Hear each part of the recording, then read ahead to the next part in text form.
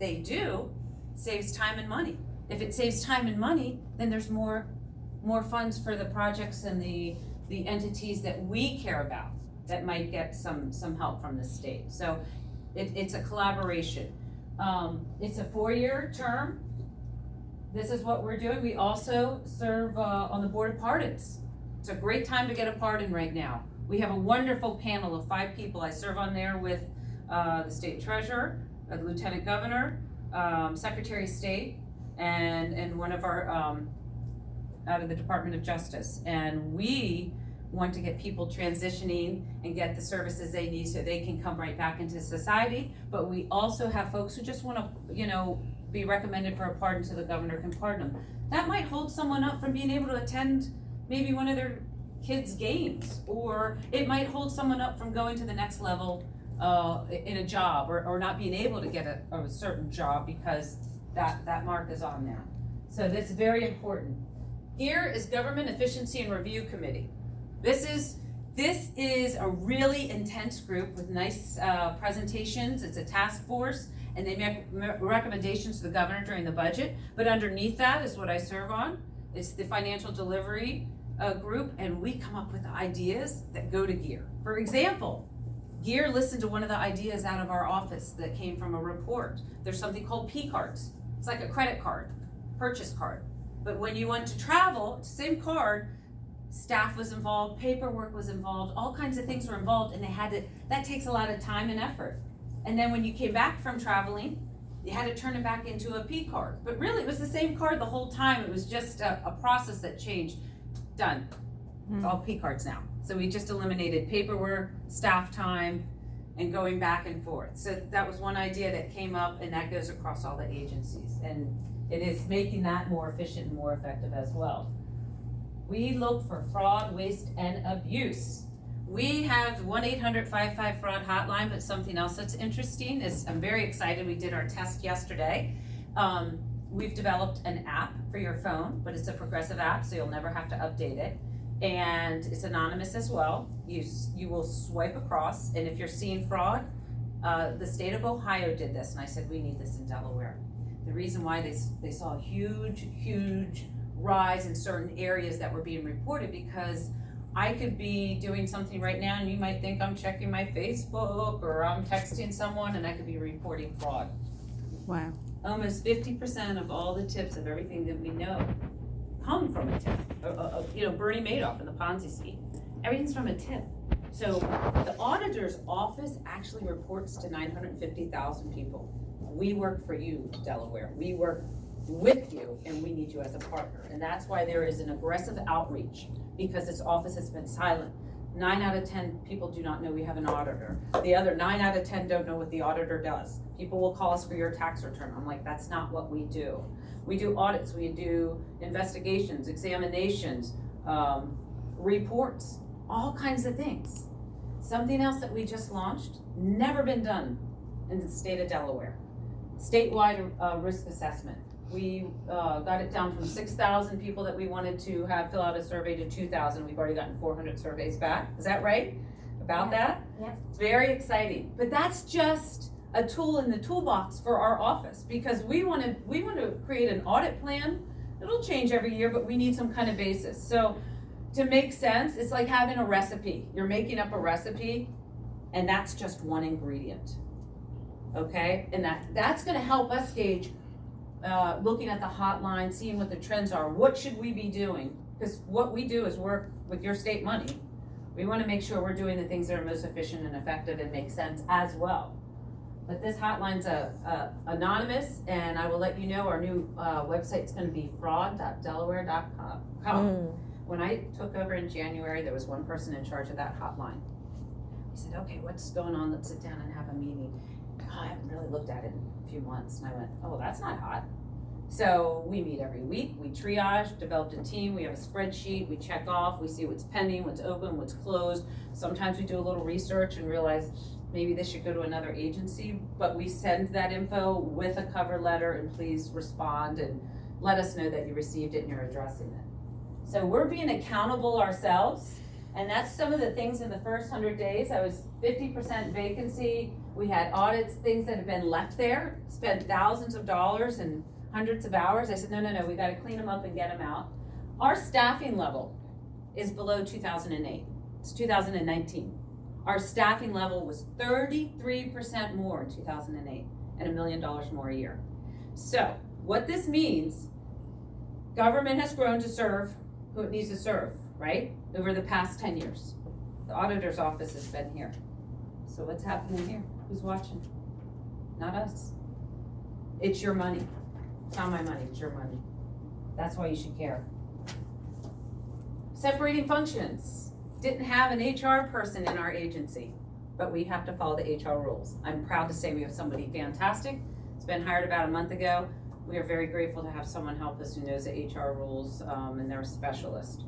I think we had an accountant doing HR in our office, really just trying to stay alive and survive and be able to manage contracts as well. So we've really made remarkable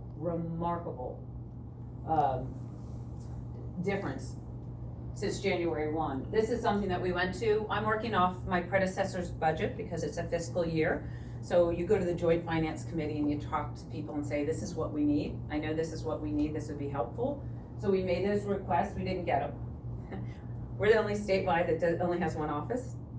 So I serve the people. So if I want to go to Sussex, I have to drive to Sussex. Or someone has to come with me, or I have to drive to Wilmington. Wow. There's no office for us. And my office might end up being in a Starbucks. Wow. We had one in the Carvel building, but my predecessor had given that away before I took on. And, you know, I'm sure someone would let me borrow it, but when you're talking about very sensitive material, sometimes you don't want to just be hanging out anywhere or borrowing someone else's office. So we're begging for at least one auxiliary office site, and I think it would be nice for my staff to maybe one day work off-site VPN and give them that luxury as well. We have 64% of our staff is millennial, so a lot of young. Nice. It's really neat to watch the millennial and the non-millennial work together. It's a beautiful thing. Yes, it is. The best thing is to have, you don't ever want to be and hear the same thing over and over again. An echo chamber, you don't learn and grow that way. That's right. So this is what we did in the first 100 days. Restructured, reorganized, re-energized, reinvigorated, and recreated the auditor's office. Went through 5 manuals, every line of every page, thousands of pages. Big stuff. Something else that I said I was going to do and we are doing, we audited the auditor's office. Wow. We hired an outside firm that had never done business with the auditor's office and said, come in, tell us the truth. I need to know, and I'm going to share it with the public. So you at least know where we were and where we need to go. We've got about 58 recommendations. I believe Lydia was kind enough to put that in a spreadsheet, and I'm giving it to different people, like where do we, there's a lot of HR. You haven't been doing your mandates. There's a lot of room for opportunity. That's what we're gonna say. We are not a gotcha audit. I don't wanna come and tell you, you did that wrong. I wanna say, hey, there might be a better way to do it. And then follow up. And if you use the recommendations like a couple school districts have, we make sure we give them praise on social media and let them know, because they deserve, if you're gonna do something, we wanna give you kudos. We wanna make it a positive, collaborative situation. Oops. So there we are. These are some of the things that we found.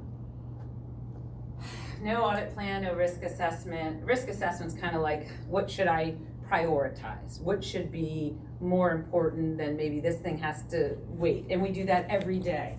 We might have a list of things that we need to get done. You might have to go to the grocery store. You might have to get air in your tire. You might have to go to work, do this, and we prioritize. That's what we're doing. And sometimes things happen extra in the day that change how you prioritize. And this happens with us, not only it's going to happen with our audit plan, it happens with us daily, depending on what's going on in that day. So, just so you know, this office is working hard. I tell everyone, not only are you getting your money's worth, you just got a fire sale. Because we work all the time, overtime, every day, every weekend I'm up by 5:30. Wow. going and doing outreach. People are like, why are you continuing to do that? Because we need each other. Mm-hmm. And I don't want to go into an agency. There's agencies that haven't been audited in years. Wow. And I've gone to them and said, hey, let me help you. Did anyone see, what was that, Jerry Maguire? Help me help you. Help me help you. Yeah. We want to go into the agency where are you having an issue. Okay, that's where we can go. Maybe we can help them with a procedure, bring value to their staff and make something run smoother. Maybe we can do something meaningful and value for the taxpayer, because we don't want to I don't want to waste anyone's time, and I don't want to waste your money. So there's a whole new culture in that office. Believe me, when I got in, there was no talking. I mean, it was a real different deal. And I am so proud. And I will say, I think we have the best dressed office too, as well. Oh, great! You see guys coming in the 3-piece suit and a matching shirt and socks. It's something. I think I'm gonna have to tell everyone to get dressed one day. We'll just do a picture and show it, put on social media. But listen, we have a Facebook, Instagram, and Twitter now. Great. We're posting every day. Do you know that when I talked to the legislators, I said, what do you think about the old audits? They said, oh, we hit delete. We don't want to read those reports. So we changed it up. I said, that's it. 1 page. What we did, why we did it. Here are our findings, and here are the recommendations. And then we have a hyperlink if you care to read the report. People just usually read what they're interested in. So please, all of you here, sign up. We're going to sign up. If you have not signed there, we're going to put you at auditor.delaware.gov. We don't send a lot of stuff to you, but what we do will have meaning and value. And please go like DE Auditor. Go like DE Auditor for Facebook or Instagram. We couldn't get that one for Twitter. It's some old account, but so we have the one after it. But please, we really, really want to engage. I'm telling you that I see people get their news from Facebook now. Or Yes. just social media. They click on the article right there. Sure. That's what we're doing. Good. So you want to know what's going on in different state agencies and what we're doing? We're very accountable and transparent. Please sign up. It's easy. DE's for Delaware and Auditor. Easy to do. Like and share. So that's a little bit about what we're doing. I will tell you, I was just telling Wale, talking about small businesses, we are launching a female-owned minority small business campaign right now, and we are reaching out up and down the state, and we want to help. We want to talk about fraud, waste, and abuse. Every business, you might have an employee that's skimming. You might have, you never know what's going on, and as technology is a great help to us because we can track our inventory, we can use QuickBooks, we can do things differently, but we really want to get out there at the ground level, grassroots, and connect, because we want our small businesses to be the backbone of our community. That is who we really need to support. Mm-hmm. So we want to make sure that they have the tools they need, or at least the access. Mm-hmm. Maybe they forget and remember one thing, but they have our number and they can call us. And we're not just doing it with small business, we're doing it with other entities as well. We're trying to go do outreach. I say like it's nobody's business, because we want to make sure that we're here, and if Rachel has to go on site and help a new treasurer of an organization, she should be able to do that and have the resources she needs as well. So we're working for you. I would love to entertain if anybody had any questions. Oh, yes. Okay, good. Okay. So